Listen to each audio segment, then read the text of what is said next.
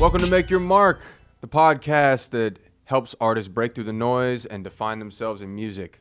I'm Sol. I'm Greg. And today we got a close personal friend of both of ours, the homie Andrew Holzbaur. How you doing today, brother? Doing great. How you guys doing? Chilling, bro. We're doing real good. Yeah. So, I mean, this guy's been all around the block.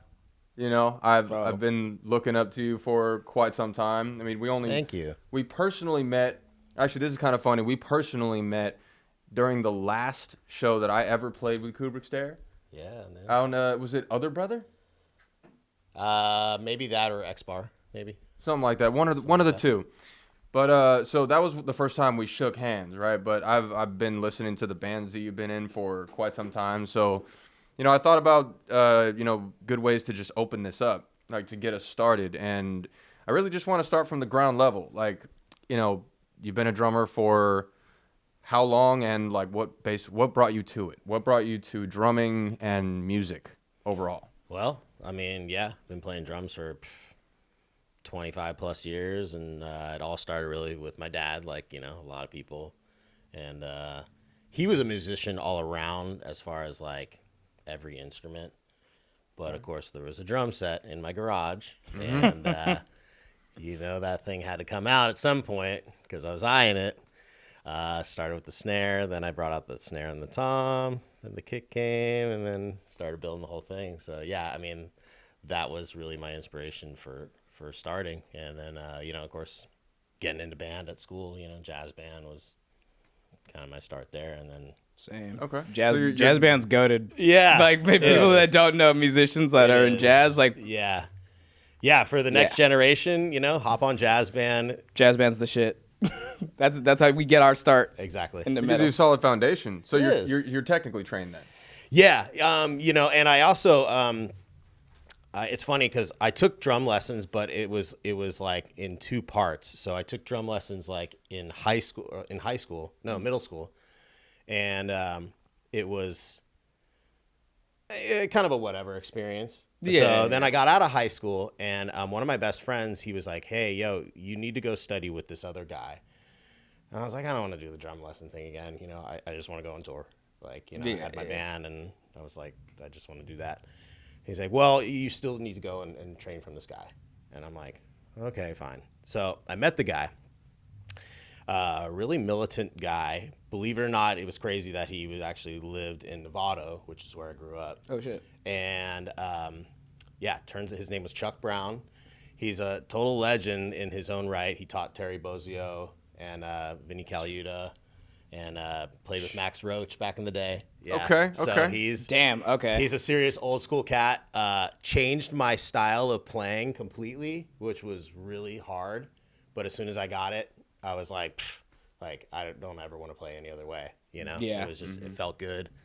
Tension release, tension on the stroke release. That's the basis of it. Yeah.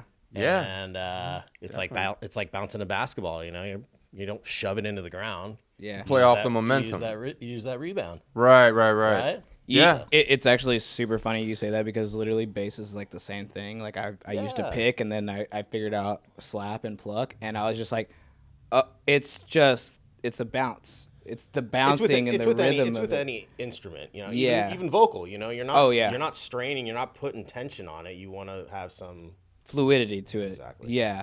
It's so fun to like hear different sides of music and different instruments and stuff, and then you're just like, damn, that shit's like literally the same thing. It's a different instrument, but it's the genre. same lingo. Yeah. It's the same lingo. It is. It's great. Once you learn it and it clicks, you're like, oh man, like I was working so hard.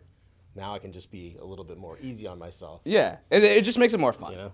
Definitely. No, Yeah. it gets to a certain point where you don't think about it quite as much. Yeah. You set the habits in place, right? You get the discipline straightened out, and I feel you very much on the like letting the, I guess in our case, the sticks, letting them do the work almost. The stick in the head, yeah, exactly. Throw the momentum in place. Of course, there's the rebound from, you tune the heads a certain way to make sure it bounces back at you. You get used to the way your kit responds. Mm-hmm. And I mean, I'm sure that's why we all love our drum set more than any other. Of course, yeah. Right? Of course, it's just, of course. So everybody's got their own nicks and knacks, and feels like home. Yeah. Yeah. 100%. So I mean, and you get to that point where you play the way that you know how to play. You lock in muscle memory, and it just becomes second nature, and that's when it becomes that tension release. Your brain turns off, and your muscle memory goes to work. Yeah. Well, it's like all these. Okay, so like for like drummers, we all have like these people that we look at and we're like, yeah, dude, like you hear him playing and you're like, yep, I know. And it's not like a voice. A voice is unique, right? Right. So, drumming, I personally believe that is also one of the most unique things as well. Sure. Like you listen to 2 from Sleep Token, you know that motherfucker's playing when you hear him. Oh, yeah. You know it. Yep. Thomas Pridgeon. You know when Thomas Pridgeon is playing, like TP's playing, you can hear his sauce. You know what he's doing. Yeah. Here's your style. You're like, yep. Soul. I know Soul style now. Like I've listened to it so much now. I'm like, building that, I know that it. signature for sure. Yeah. There is a voice that comes through drums. Very much. I agree, and I appreciate that. By the way, I didn't know that you recognized my style that way. Bro, I'm a rhythm guy. Of course, I picked that up. I was like, Side stage at Warped Tour. I was like, yeah, side stage at Warped Tour in Orlando. That shit was lit. That was a great time. I mean, you would know too, right? Hey, man, like we had a conversation. Just the other day. Like I told you, it was definitely the biggest bucket list thing for me. Other than I really wanted to do Mayhem, but that just disappeared. That's a sad one.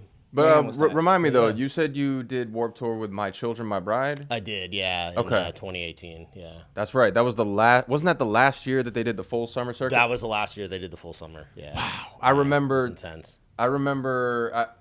I don't think I attended that Warped Tour, but I think it was obviously because it disappeared for a second. Right around that time when I realized well, maybe I should look to different festivals and have different dreams. Warped Tour is out of the question. But what did it feel like to get to tour? I mean, not just play Warped Tour, to tour with Warped Tour, and then right after that, find out that they were discontinuing it. What did that feel like?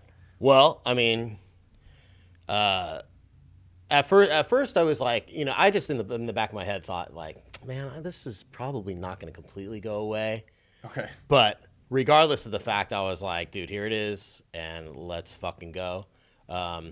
Yeah, dude, it was crazy. I mean, you did one day, so you saw how it just, starts, the grind, the setup, the whole prep for it. So day by day, it was like, wow, this is just so clockworked everywhere you went. Well, for us personally, it was pretty brutal. I mean, there was a lot of other bands that had.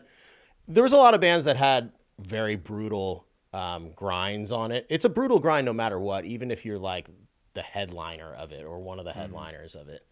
But for us, our fucking bus caught on fire 5 days in. Oh my God. Yeah. Fuck. Whoa. Yeah. Whoa. Okay. Yeah. So. Yeah. Unpack that for me. Yeah. Holy shit. So we were in Vegas. So it started in California, and we had done, 4 shows there, and then I think we did Phoenix, and then we did Vegas, and we're smashing up to Utah. Yeah. And I start smelling rubber burning, and I'm like, You were on the road when this happened? yeah, I was asleep. I was asleep. It was 3 a.m. Oh fuck. And so yeah, I smell rubber burning, and I'm like, that is starting to get real fucking strong. And I just feel the rumble strips. I'm like, oh shit, I think we're pulling over. And our driver at the time, his name is Dewey. He, I hear the front door open because my bunk was kind of towards the front. And next thing you know, he runs back in. He's just like, everybody get the fuck off the bus now. Right get now. off. And it was screaming, pounding on just everything. So everybody's flying out of the bus, right? And we were 17 heads deep. It was us, it was My Children, My Bride, and this other band called Trash Boat. Oh, sick. And then two Trash other, Boat's tight. yeah, Trash Boat's two other dudes from Warped Tour. So there's a bunch of us. We all just bail off this bus, basically half naked. You know what I mean? And we get off, and as soon as I look around, there's just flames busting out the back of the bus, and I'm like, whoa. So I run back inside real quick just to grab my wallet and my cell phone because I literally went out with nothing. Yeah. And so then I get out. There's 2 other buses that pull over. The other drivers get out, and they're like 3 or 4, dudes just extinguishing it out. Right. Finally got it out. And we're like, oh, okay, damn. Yeah. It's brutal, but what the fuck are we gonna do now, right? So Right. then we ended up. We got all of our shit, and we tried to figure out. So the 2 buses that stopped, because the tour, is just like this one big tandem. Yeah, it's like I've just, heard that like Caliber TV used to work it, and they said like you would be like in certain vans with certain people and like crews and stuff. It was everybody together. And so A bit of a everybody's kind mix of and traveling. match. Yeah, everybody's Yeah. kind of traveling along. So these 2 buses that pulled over, the one behind us was the main, and then the bus in front of us was Unearth and D's Nuts. And so we kind of Sick. knew them. Yeah, So yeah. they were like, all right, you guys can roll with us, Yeah. we've been there, done that shit, so, you're just going to have to stay in the front lounge. And we're like, whatever. So, shout out to Unearth and D's Nuts because they helped us out big time for that. The Trash Boat guys got the really raw deal. And I felt so bad for them. We didn't know at the time, but basically they were like, okay, we're going to stay here. There was already another bus that was ordered for us. They're like, we're going to wait for this other bus to come. If we miss a show, whatever, it is what it is. There was no other room. The main had no room in their bus. Gotcha. So we're like, okay, this new bus comes, gets on the road. They're heading up to Utah. It's the next day, and it makes like not even 100 miles, and it dies.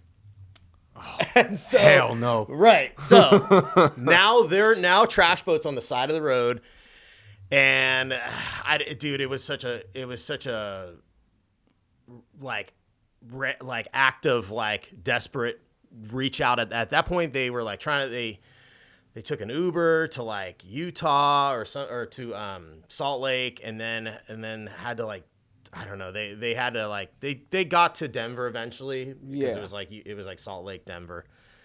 But so then we rode with Unearth for like 6 days until we got this third bus. Oh God.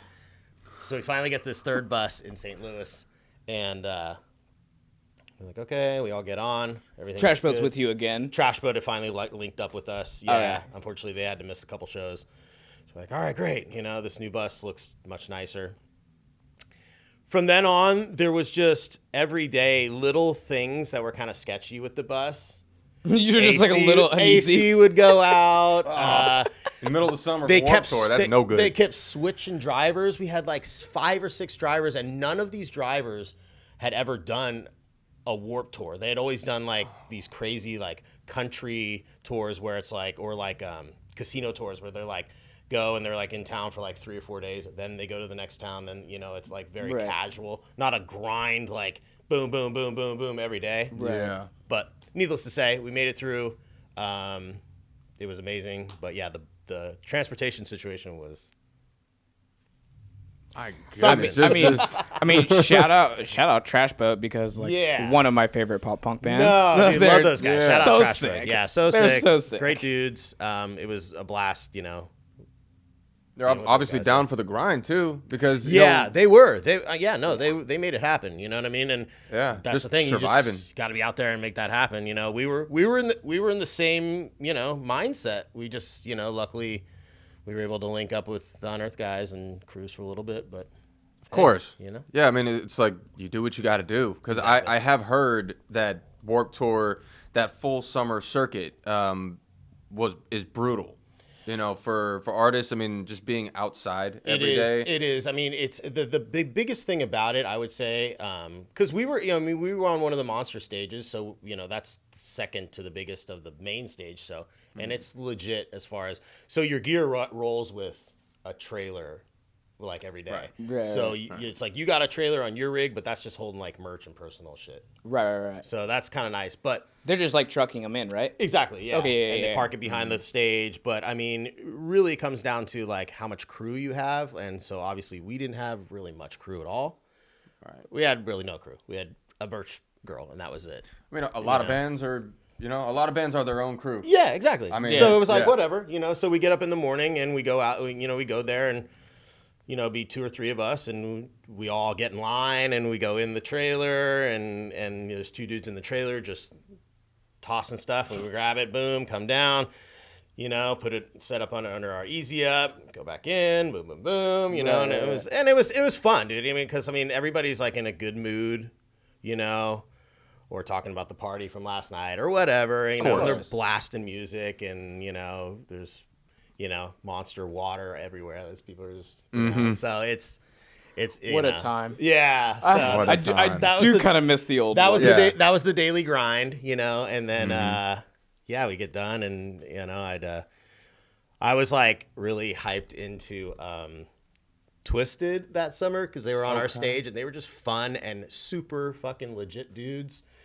So every day I was hoping that like they would be like playing after, so that I could just vibe out to them, and then that kind of just like I'd just do whatever. I don't know. It was just, for me, it was different. It was fun, and like I said, like every day, like there was something different. But yeah, I mean, I think like it's nice because in that situation, like, as I remember, I played in 2008 in Marysville. Yeah. And like that was super fun, and I enjoyed that. But it was like a one day off kind of thing.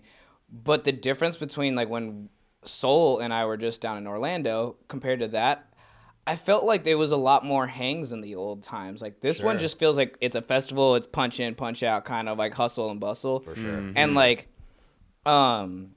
Chris from Avoid was up here just doing front of house for a band called Resider last night. And him and I were talking about that. And he was just like, it's so funny now because it's like we're all just so much into the grind and the hustle and bustle of music that like you'll see somebody that you haven't seen in like 8 months and you're like, yo, what's up, dude? Like we seen Jared in the fucking elevator. Right. For Jared Boyd from Miss May, and we're like, hey, what's up? Like, we How's your haven't family? skipped the And beat. then we're like, okay, dude, I gotta go. Okay, bye. Yeah. And like, Elevator ride, and then we're gone. yeah, and it's like, right. That's and it. it's like, it's not like that's not our homie, but it's just like, of course. but like, it's just the hustle and bustle of it now in comparison to the more. I feel like the hangs were like a little bit different, like back in the day. Oh, It's very fast paced, and I mean the new festival style where it's weekends now. That's much more popularized, and Yeah. I mean it's a different vibe for sure, because in my situation, coming from California, and Traders is a Florida-based band, right. So we were. I mean, it was me, my family, and my girlfriend, and Greg, obviously, best friend. We all were in like Davenport. We stayed there for like 5-6 days. I think. Do you remember exactly how many days it was? It was way more than a weekend. Bro, you got to remember, I literally got off my tour, and I literally He wasn't hit there the whole time. I got off of tour and then got to the airport and flew to Orlando. Like I was like, dog. Yeah. I left one tour to go to another tour, dog. I got there, I was like, I'm tired. yeah. We had to take him in, give him a blanket, some tea, go take a nap. Yeah. But Tea time with his mom is the greatest Time thing ever. change. yeah, Yo, bro, the was 3 jet lagged hours? so bad. yeah.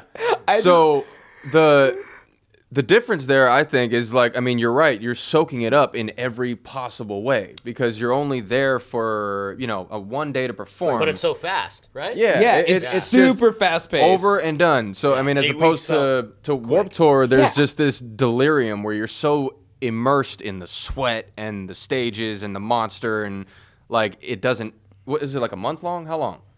It was 8 weeks, so yeah. 8 weeks. Yeah, almost 2. Yeah. Yeah, like Playing so, like, outdoor festivals every damn 2 months day. of seeing like the same people on the same circuit doing that. Like I'm like, Yeah. that makes more sense to be able to like hang out and kick it. But like That when becomes your life. yeah. But when you go to like Aftershock, like Yeah. like I see like Taylor Barber, and I'm like I'm talking to him for like 10 minutes, and then I'm like, hey bro, bye. Like, Right. that's it. Yeah. That's how it Like is, I'm like, bro, because- like you don't get as much time with these people as people No. would think at a festival. Like, No. one, they're going to catering, they got meet and greets, they got all this other stuff they got to do. They're all hella tired, and then like they're probably jumping off and going to another date of a tour or something. Yeah. like they're only there for Yeah. that day. They're like, we're not gonna see each other for all 4 days. Yeah. It's just Right. not No, happening. no. Yeah, who Definitely knows what not. their agenda is, yeah. Yeah, for sure. it's way different now. There's all the organization and the planning and the traveling just to get there, and then it's like, I mean, in your case as one of the bands, one day, and Right. it's just like it's such a different vibe. Like it's not different for the attendees, right? No. The people who are attending the festival, they like are there to soak up the day as much as possible anyway. Yeah. So for them, it doesn't change. It's like mainly I wanted to ask you about it because, you know, you were an artist on Warped Tour, and I just got the opportunity, you know, I thank God for this, you know, that I was able to play Warped Tour before the end of my days. So it's amazing. But, like, it's very different from the other side, you know? And, I mean, I'm blessed to have been able to see both sides of it. Yeah. So, I mean, long live Warped Tour, I guess. We just had the 30-year anniversary. I mean, the best part about it really is just the people that have been working it for all the years. I mean, dude, The crew. I mean, Shout out the crew. Literally, like, I mean, Super like the professional. first time I just passed Kevin Lyman, he was just like, everything good, you know? It's just like you know, he would go out of his way, and as is a majority of the people that were working it, you know what I mean? Like. There was a big intimidation thing for especially for me because it was my first time. Well, it was, you know, our band's first time, but it was like, okay, this is how it goes because there's so many people on it that have been doing it for years, and they're just like, you know, like Blink, like Blink was like, dude, they've played so many festivals. Like, this is a punch in, punch out thing for them. Mm-hmm. But everybody, again, shout out the crew for sure. Absolutely. The only reason it happens. You know, Lyman. I mean, it's just it's run so professionally and tight. Mm-hmm. You know, just to think that many bands and that many vendors and all that shit, a lot of things could go wrong. Hops around the country to, like, you know. That's the 50 shows or whatever the fuck, you know what I mean? Or not? No, I'm sorry. I don't know. Whatever. That's the cream of the crop. You graduate from working venues to working festivals. Like, I mean, that has to be the way it's looked at because it's just there's so many details. I mean, I'm not even aware of all the details because it's a much bigger event and there's so many more people to think about. We look at. For example, this just popped into my mind. Woodstock '99. Oh yeah. Oh God, yeah. They knew that people were going to show up, right? They knew the culture was changing, so they added Korn and Limp Bizkit and like these different types of artists that Woodstock was not really known for until then. Mm-hmm. All the people show up, and then they just the people putting on. I'm forgetting those schmucks' names. You know, but they just did not put the necessary thought or preparation into making sure these people were taken care of. And all this ugly shit happens, right? So festivals are such a massive, like, responsibility is the word. Yeah.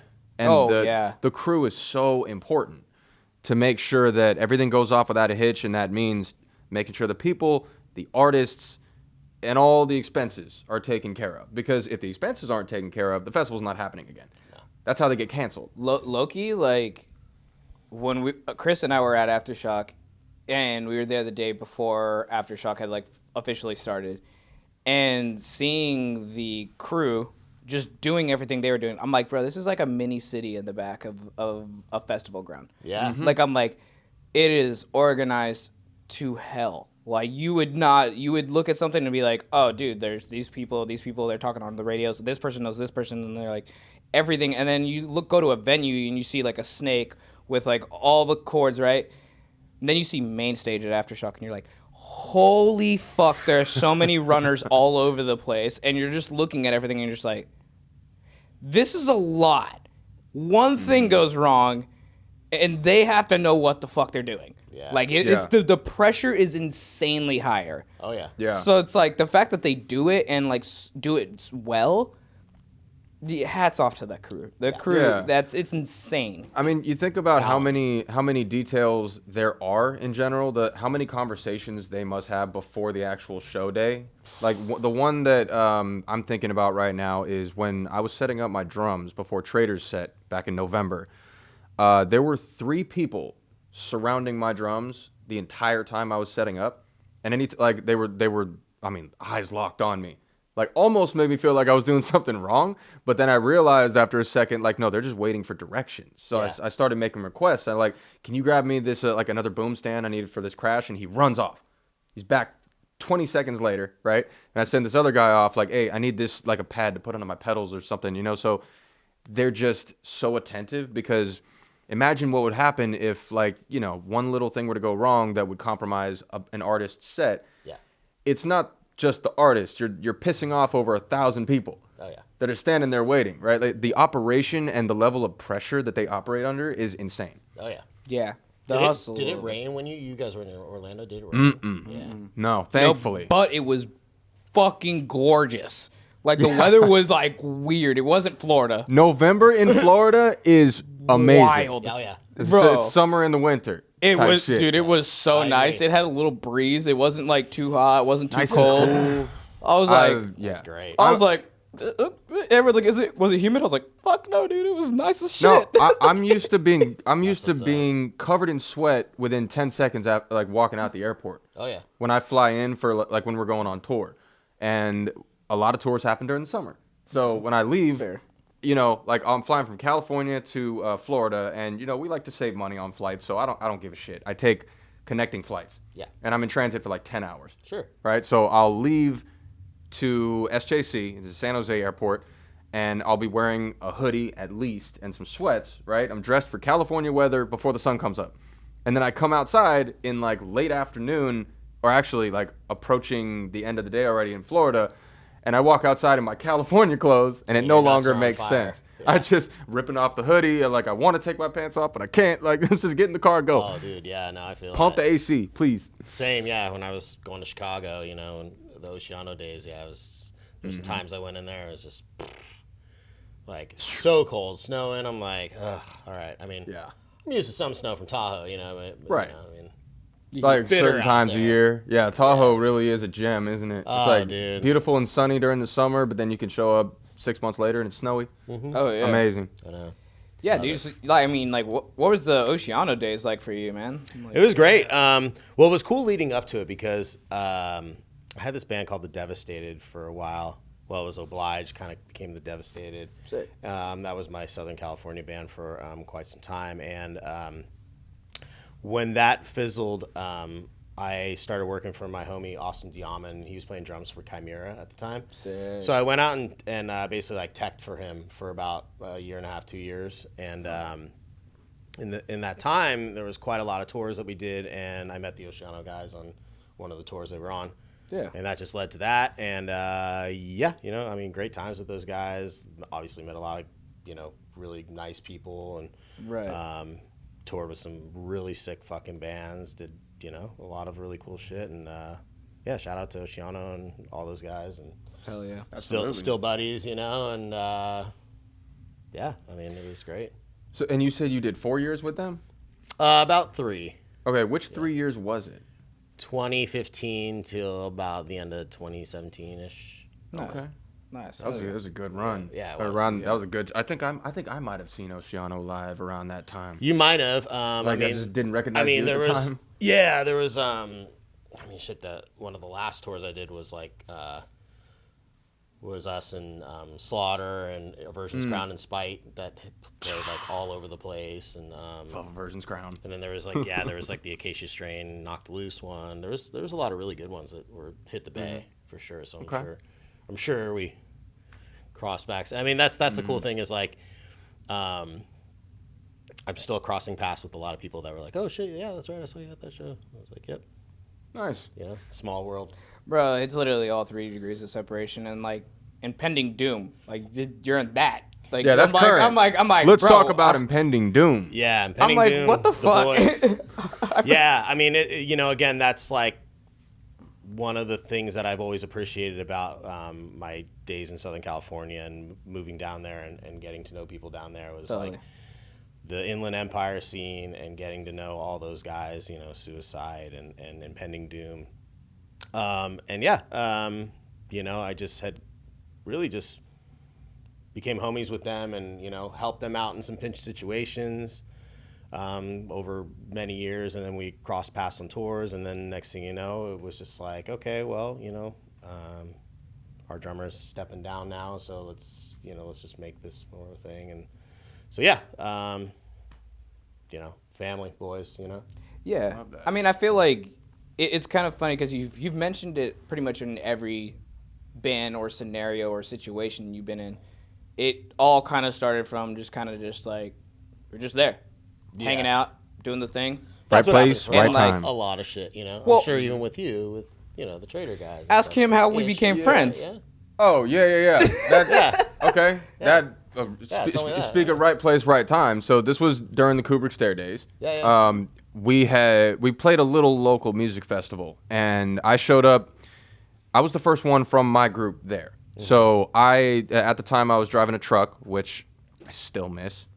I love that truck, but I had the drums tarped over, and the weather was like okay on the way up there, and it was there were clouds, so I was like, Where were you going? I don't. We were headed to Modesto. Yeah. Yes. Yeah. Shout out Modesto. No, I mean, yeah, there's some cool shit happening in Modesto. I'll give it that. Yeah. I wasn't sure if I trusted the weather. Right, it was kind of like overcast. So I was like, okay, we'll see how this goes. When I pull up, I go and I check in and I hand in whatever tickets we had sold, and then it starts to rain. Right, like it starts just dripping at first, and then I'm walking over and it starts like towards my truck so I can get my kit out of the car and put them into whatever area they're gonna have me load them into. Sure. And it starts to rain harder and harder and harder as I'm walking to my truck. And I said, okay, I'm in a situation now. Like I can't deny it anymore. And You're in it. Actually, I missed a small detail.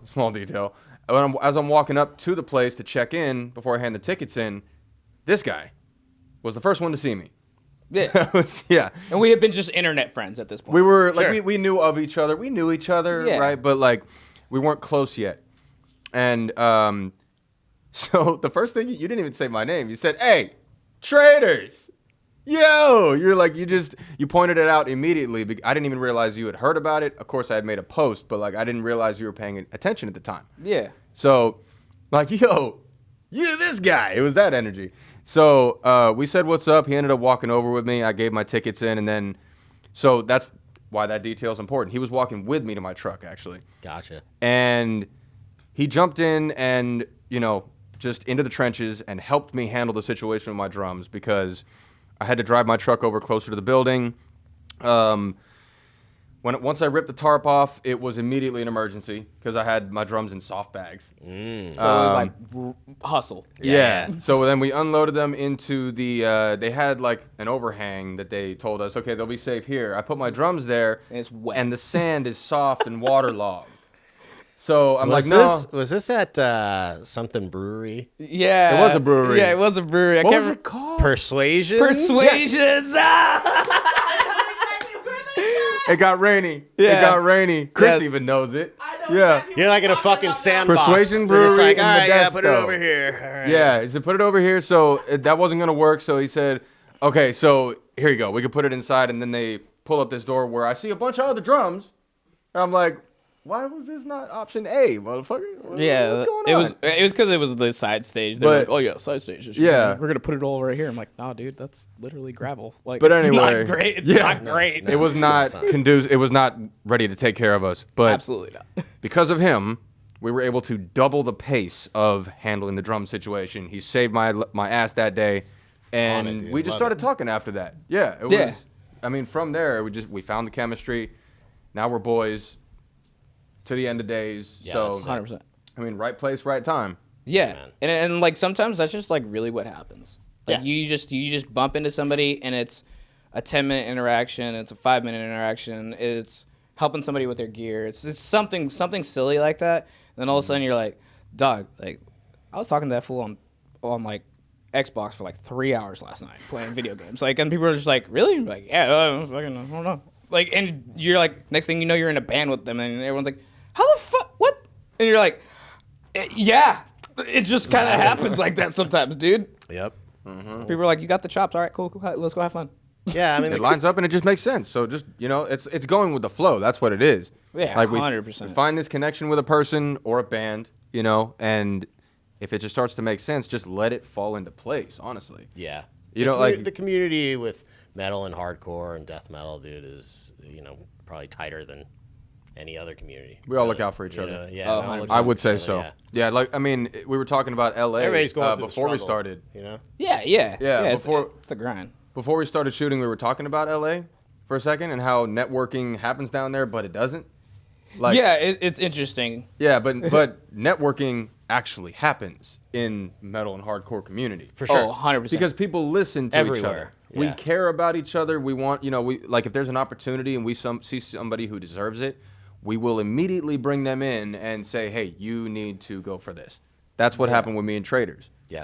If you guys know David Hicks, I've talked about him on the podcast before. Duber, Yeah. great dude. He's the drummer in Carcosa now. Yeah.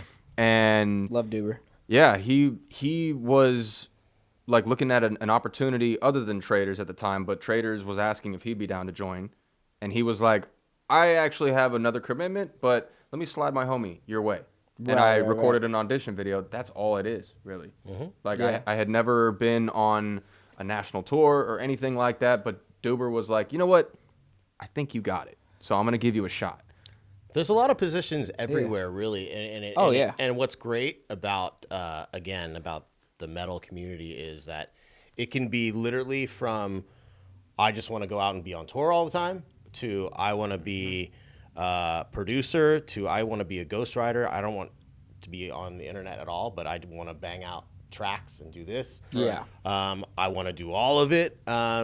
There's just the availability for positions everywhere, you know what I mean? And as long as the grind keeps grinding, which it's gonna keep fucking grinding as far as I can see, you know, It's not changing. there's always gonna be work. People are, you know, it's gonna work out for some people. It's not gonna work out for some people. Some people are just gonna say, hey, I'm getting to my end here, but I know this guy, you know.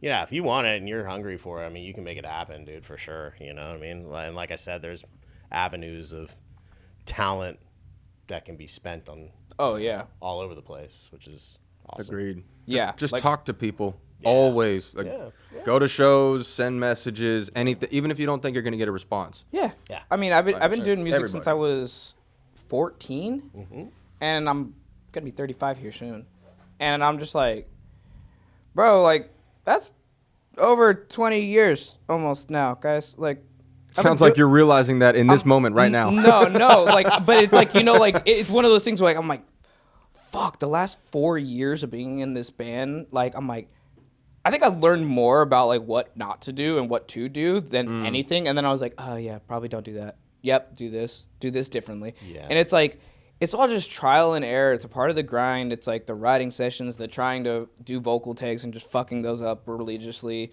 trying to find that perfect fucking snare bomb that you can't ever fucking seem to find. Yeah. And it's like shit like that. And you're just like, you can laugh about this stuff with other people that have like experienced it. And it's just how we all get together and like create that camaraderie. And we're just like, yeah, man, welcome to the shit. Yeah. Like, this is it. This is Right. how we do it.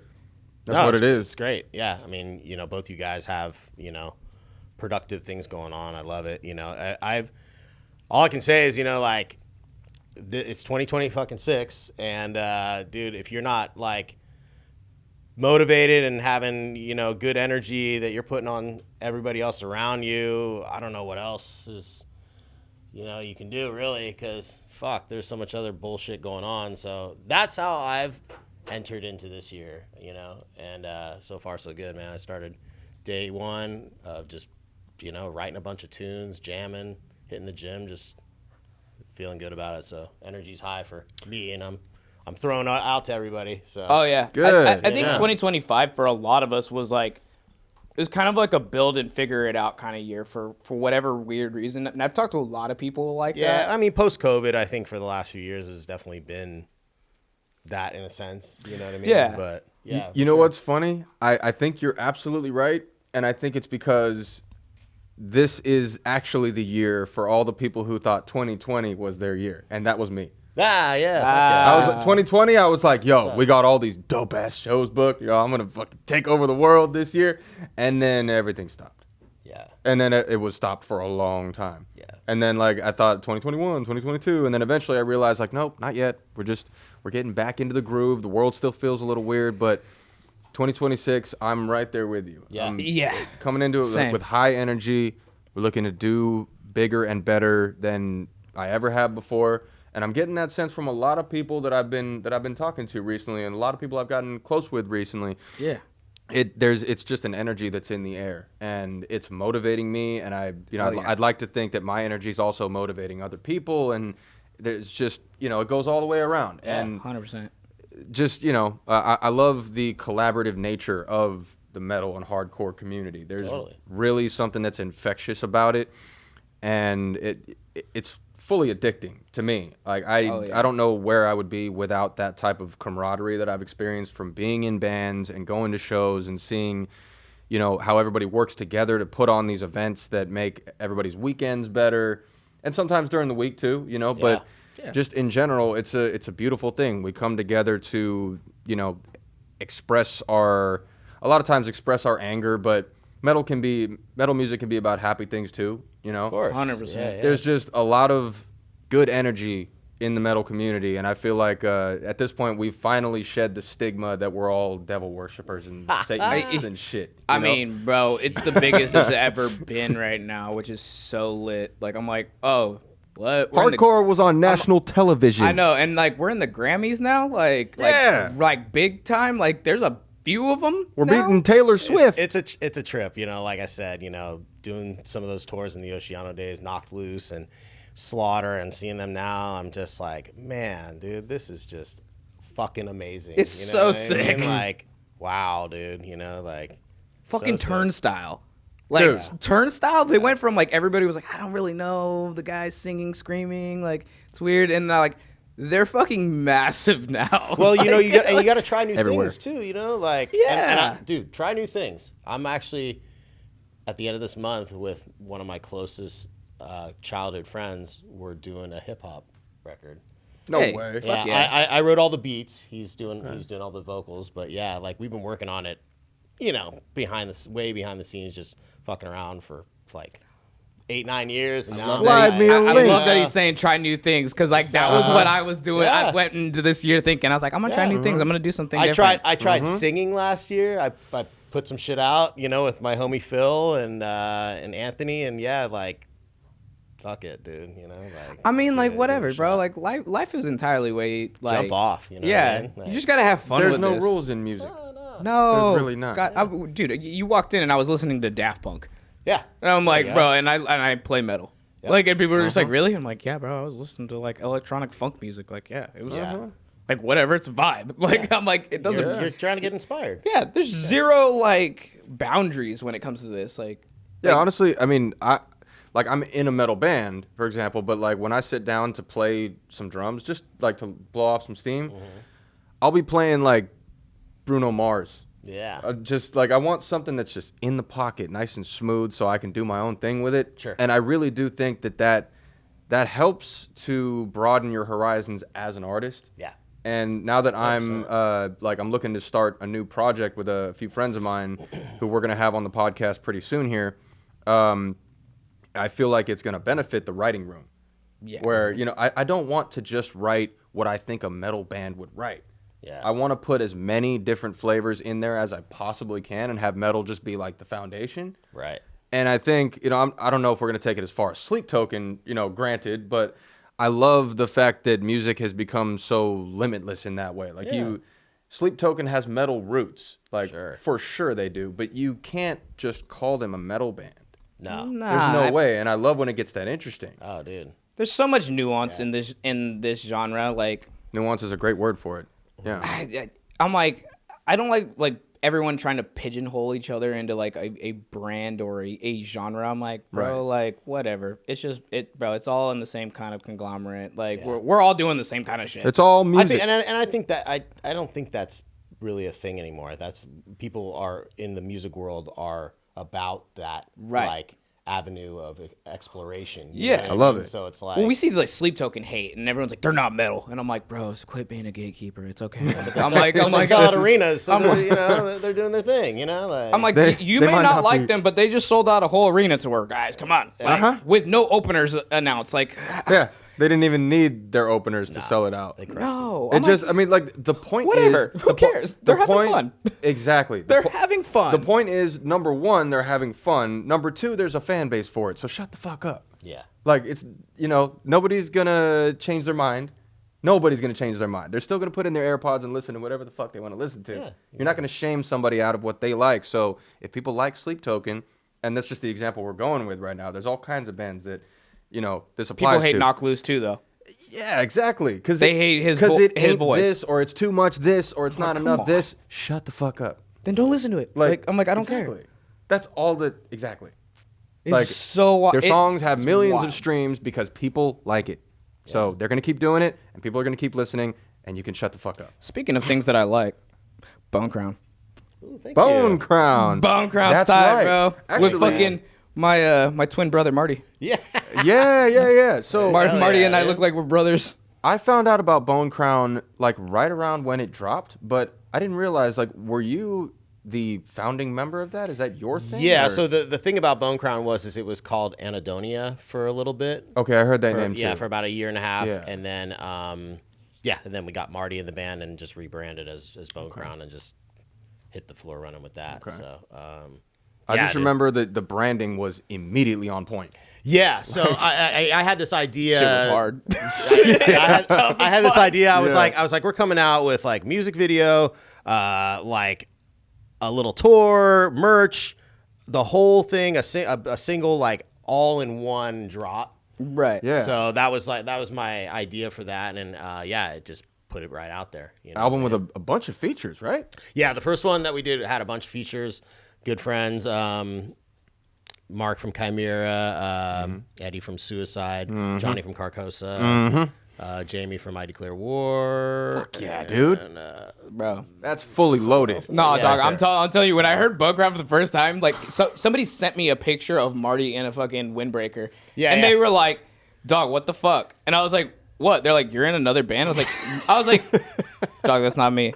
And then I was just like, and I saw it was Marty's page, and I was like, "Hey, dog, why the fuck we look alike?" See, that's what I'm saying. So when we get some tours going, dude, you guys are gonna have to like Oh, swap you. pull that swap, dude. Full swap. You know? I'm like, Marty, you gotta do my shit. I'm gonna do Straight your up, shit. dude. It's gonna be like, what the fuck is happening right telling now? you, dude. I wanna, just put the Bone Crown windbreaker on you, and That's- that's all that'll be necessary. I fuck with Marty, man. He's great. Yeah, He's a great dude. No, they're Fucking great hilarious, dudes. Yeah, and super motivating. Again, you know, like Yeah. we started off this year on a great note. We're writing the new record right now, deep in that, and we can't wait to get it done and Dude. fucking yeah. roll, dude. So Dude, like touring, honestly, like that's like the biggest like priority for me right now. Like I'm booking my agency is booking the third tour for this year for us already. So Cool. we're hitting the ground running. We're gonna probably do some weekend runs and stuff like that. So like definitely touring with you would be Yeah, sick. We'll do yeah, some like little absolutely, weekend yeah. bangers and just fucking hit Super some stoked. sit some places. We've never played Central Valley,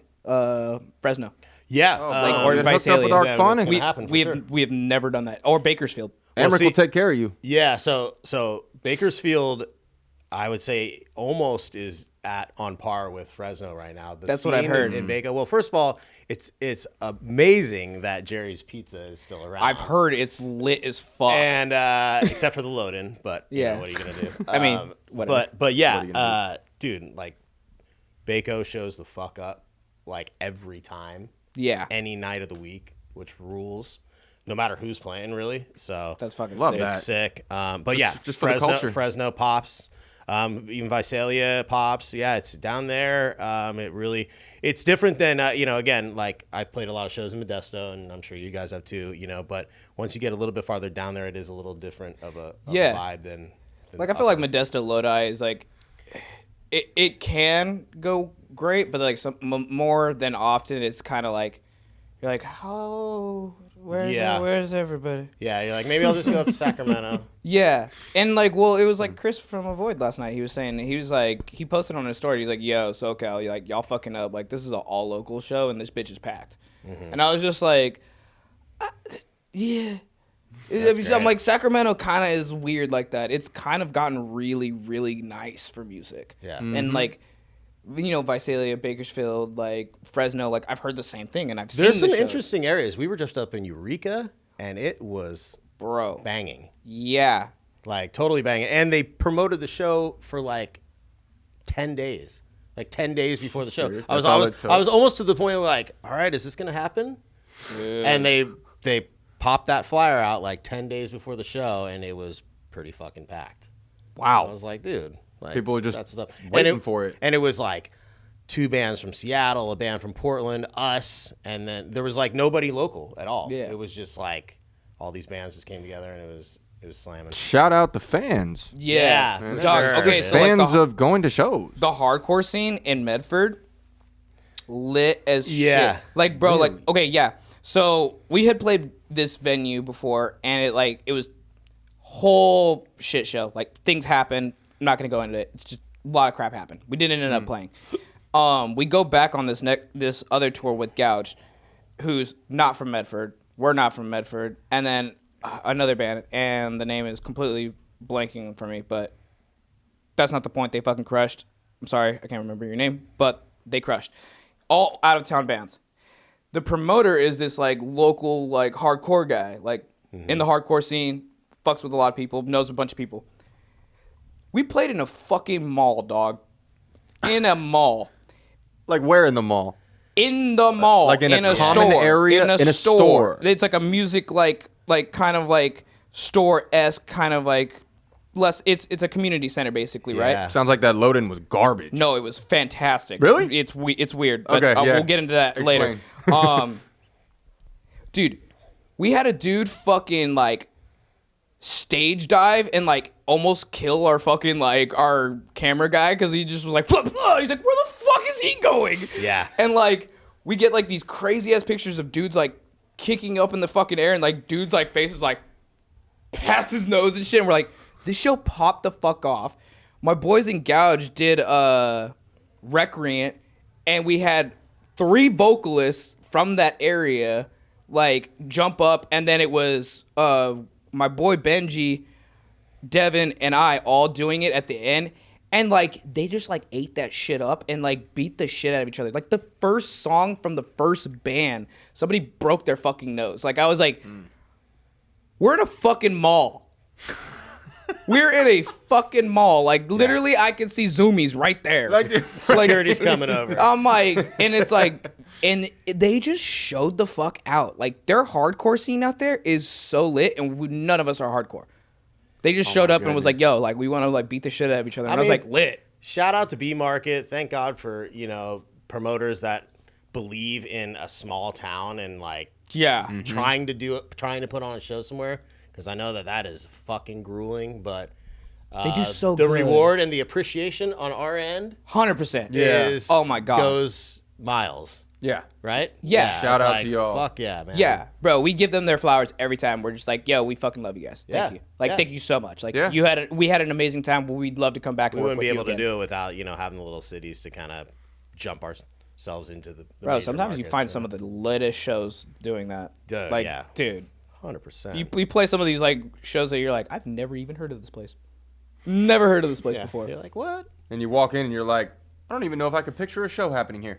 Bro, But then it happens. I didn't even know where fucking Indio was. Until, In like 30 seconds. oh yeah, Yeah. You're like, where is everybody? 30 seconds later, like, they're here. Boom. yeah.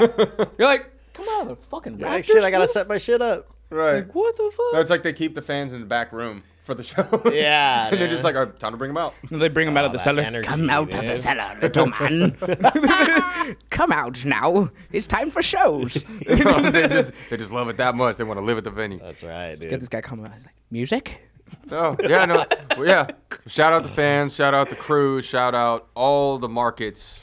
All of it. Because we could show up. Thank you. Yeah, we Yeah, could show up. seriously. We could make some noise with our drums, acoustic, but if nobody's there to provide the stage or the amplification or the organizing the show to take care of the people, it's not going to happen. Yeah. It doesn't matter if we're artists or not. So, shout out to everybody, including the artists, obviously, but all the unsung heroes that make it possible for us to do what we do. We absolutely love it. So, Hell yeah. you wanna take us out, Greg? Bro, season 2, baby. Season go. 2, baby. We in this. Man. Well, Congrats, guys. Season 2. dude, Thank yeah, you, thank thanks, you. man. Really Thank you for appreciate being you on. coming on. And, like, dude. I feel like Thanks it's for been a long having time me. coming. Yeah, thank you for having me. Yeah, of course. Like, you Yeah. know, like I said, I feed off your guys' energy. I'm giving it right back. And Yeah, dude. let's grind. Let's make some shit happen. Totally. I'll see you. And yeah, dude. It's Yeah, all let's there, Work. man. Let's make it happen. Tell fucking Tyler and Alan I said what's up. I don't know who's playing bass for you guys right now. Oh, it's kind of fluid right now. We got friends filling in. Cool. Yeah. Yeah. But they're always off. Always Sickness, sick. yeah. They're always Absolutely. tight. Nothing but the Fuck best. yeah, dude. Hell yeah. Well, thank you guys. for tuning in to season 2 Thank you. with our boy Andrew. We And my boys, absolutely, Sol and Greg. we're super fucking happy about this, and thank you guys so much. Don't forget to like, subscribe, comment, share it to everybody. Let's keep this ball rolling. Man, thank you guys, and stay tuned. Thank you. We'll see y'all soon.